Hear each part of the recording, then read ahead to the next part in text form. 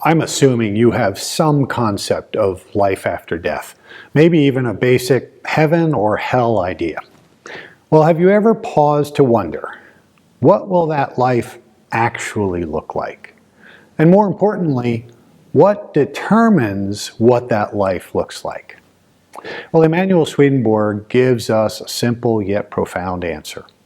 One that makes so much sense you may just say to yourself, well, of course so. Why would it be any different?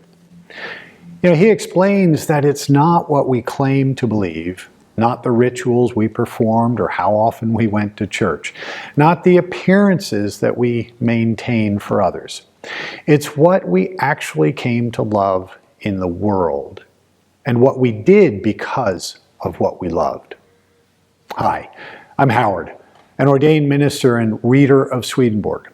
Welcome to my series, walking through Swedenborg's incredible work, Heaven and Hell. Let's dive into this week's topic.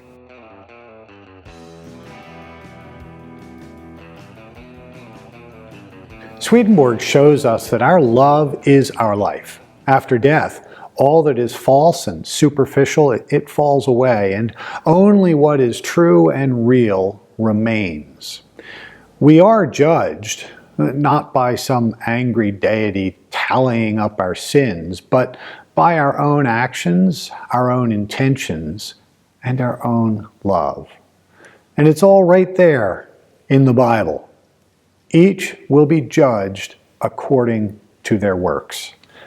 By their fruits you shall know them. And not everyone who says to me, Lord, Lord, will enter the kingdom of heaven, but only those who did the will of my Father.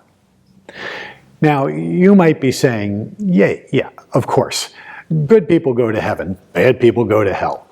But Swedenborg explains that it's not quite that simple. In fact, I think he's saying it's simpler. Heaven isn't a reward for good behavior, and hell isn't a punishment for bad. They are the natural outcomes of the kinds of loves we made central to our lives. If we've learned to love what is good and true for its own sake, then heaven, it's already growing within us. And driving home this point, Swedenborg invites us to imagine two people doing the exact same thing. Let's say giving money to someone in need. On the surface, they both look very generous.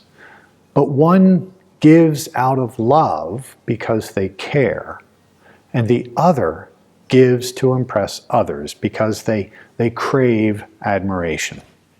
It's the same action, but in the spiritual world, completely different realities.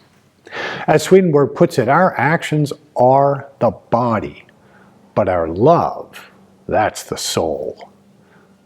At a time when we all seem to be focused on the immediate, trouble at work, a family slight, the latest outrageous act of a politician, we need to remember the long game, because this life matters, not just for its pleasures or its struggles, but because every choice we make, every act of kindness or selfishness is forming who we are becoming. And that person, the one we are quietly building every day, that's who we will be forever. So let's keep choosing love. Let's let our faith shine through action.